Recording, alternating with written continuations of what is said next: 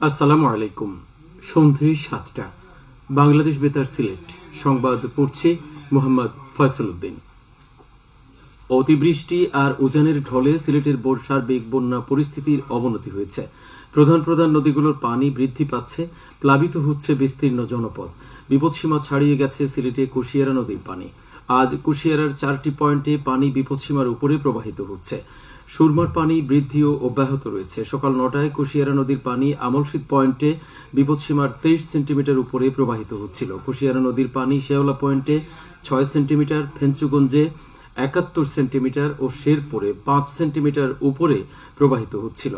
এদিকে মৌলভীবাজারের বন্যা পরিস্থিতির আরও অবনতি হয়েছে। মনু নদীর ভাঙন থেকে জেলা শহর রক্ষার চেষ্টা চলছে।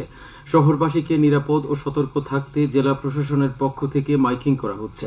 জেলার রাজনগর ও কুলাউড়া উপজেলায় মনু নদীর 5টি ভাঙন, জুড়ি ও বড়লেখা উপজেলায় জুড়ি নদীর 7টি ভাঙন এবং কমলগঞ্জ উপজেলার ধলাই নদীর 3টি ভাঙন দিয়ে জনপদে পানি ঢুকছে। এছাড়া প্রধান 3টি হাওরে পানি বৃদ্ধি পাচ্ছে। ফলে 7টি উপজেলার 3 শতাধিক গ্রাম এবং 5টি পৌরসভার 29টি ওয়ার্ড প্লাবিত হয়েছে। পানিবন্দী হয়ে পড়েছেন প্রায় 4 লাখ মানুষ। 16টি আশ্রয় কেন্দ্রে আশ্রয় নিয়েছে প্রায় 5,000 লোক। জেলা প্রশাসনের কার্যালয় সহ প্রতিটি উপজেলায় সার্বক্ষণিক কন্ট্রোল রুম চালু এবং ইউনিয়ন ভিত্তিক ট্যাগ অফিসার নিয়োগ করা হয়েছে। বন্যার্তদের মধ্যে বিতরণের জন্য 285 মেট্রিক টন চাল ও নগদ 2,50,00,000 টাকা বরাদ্দ দেওয়া হয়েছে। সেনাবাহিনীর সহযোগিতায় এ পর্যন্ত 12,000 জিও ব্যাগ ফেলে ভাঙন ঠেকানোর চেষ্টা চলছে। রাজনগর, কুলাউড়ায় মনু নদী ও জুড়ি নদীর বাঁধে 15,000 জিও ব্যাগ ফেলেও পানি ঠেকানো যাচ্ছে না।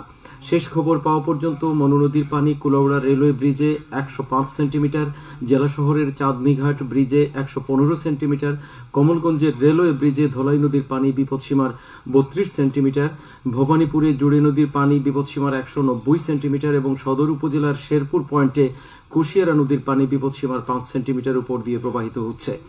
জেলার কমলগঞ্জ পৌরসভা সহ 145টি গ্রাম প্লাবিত হয়েছে এবং লক্ষাধিক মানুষ পানিবন্দী হয়ে পড়েছেন।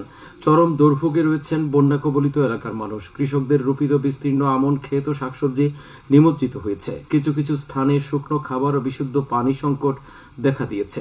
বিভিন্ন ব্যক্তি ও সংগঠনের পক্ষ থেকে বন্যার্তদের মধ্যে শুকনো ও তৈরি খাবার বিতরণ করা হচ্ছে। এছাড়া 3.5 লাখ টাকা 60 টন চাল বরাদ্দ করা হয়েছে। বন্যায় উপজেলায় প্রায় 35টি স্কুলে পাঠদান বন্ধ রয়েছে। এ পর্যন্ত 8,000 হেক্টর আউশ ও আমন ধান নিমজ্জিত হয়েছে। শমশেরনগর হাসপাতালের উদ্যোগে পরিচালিত হচ্ছে মেডিকেল ক্যাম্প। এদিকে হবিগঞ্জের সবকটি নদীর পানি বিপদসীমার উপরে প্রবাহিত হচ্ছে। পানিবন্দী হয়ে পড়েছেন হাজার হাজার মানুষ।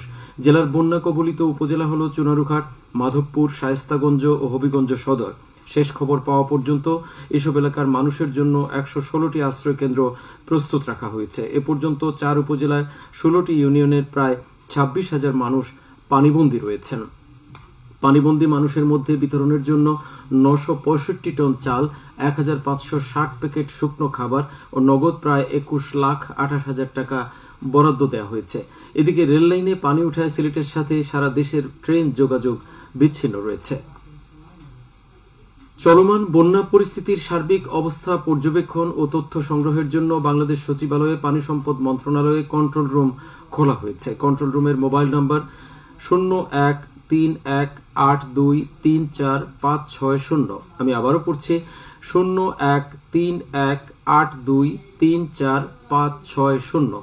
কন্ট্রোল রুমের দায়িত্বপ্রাপ্ত কর্মকর্তা কর্মচারীগণ চলমান বন্যা পরিস্থিতি বিষয়ে সংশ্লিষ্ট জেলায় স্থাপিত কন্ট্রোল রুম ও পানি উন্নয়ন বোর্ডে স্থাপিত কন্ট্রোল রুমের সাথে সার্বক্ষণিক যোগাযোগ রাখবে। গ্রামাঞ্চলে বিশুদ্ধ খাবার পানি সরবরাহের লক্ষ্যে চলতি অর্থবছরে প্রায় 550 হস্তচালিত অগভীর নলকূপ, টিলা ও পাহাড়ি এলাকায় 50টি তারা পাম্প স্থাপনের উদ্যোগ নেওয়া হয়েছে মৌলভীবাজারে। এতে ব্যয় হচ্ছে প্রায় 1/2 কোটি টাকা। জনস্বাস্থ্য প্রকৌশল অধিদপ্তর জানায়, জেলায় 7টি উপজেলার গ্রামে প্রতি 10 পরিবারের জন্য একটি করে এবং স্কুল, মাদ্রাসা ও এতিমখানা ও হাটবাজার সহ জনবহুল এলাকায় এইসব নলকূপ স্থাপন করা হচ্ছে। প্রকল্পের কাজ ইতোমধ্যে শুরু হয়েছে। আগামী অক্টোবর মাসের মধ্যে এই প্রকল্পের কাজ শেষ হবে বলে আশা করা যাচ্ছে। খেলার খবর ফুটবল। সিলেটের দক্ষিণ সুরমা উপজেলার বড়ইকান্দি ইনডোর গ্রাউন্ডে আজ থেকে উপজেলা একাডেমি কাপ ফুটবল টুর্নামেন্ট শুরু হয়েছে। উদ্বোধনী খেলায় লিভারপুল স্পোর্টিং ক্লাব 4-2 গোলে রিয়াল মাদ্রিদ ক্লাবকে পরাজিত করে। টুর্নামেন্টে 6টি দল অংশ নিচ্ছে। সবশেষে আবহাওয়া।